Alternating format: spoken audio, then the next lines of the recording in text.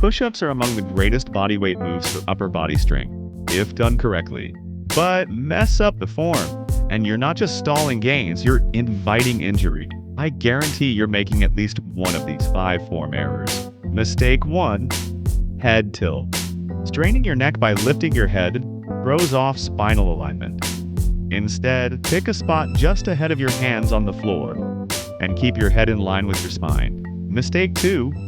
Elbows flaring wide. When your elbows stick out at 90 degrees, you stress the shoulder complex. Aim to tuck them in about 45 degrees to your torso. From above, your body should draw an arrow shape. Mistake 3. Sagging hips. Letting your hips drop kills your lower back and cheats the movement. Hold your core tight, squeeze your glutes, and maintain a straight line from head to heels, no dips. Mistake 4. Rounding shoulders forward. Rolling your shoulders steals engagement from the chest and forces smaller muscles to compensate.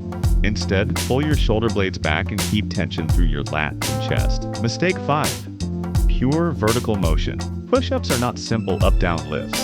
If you only move vertically, you lose chest engagement. Push a little forward as you press up, replicating a slight arc.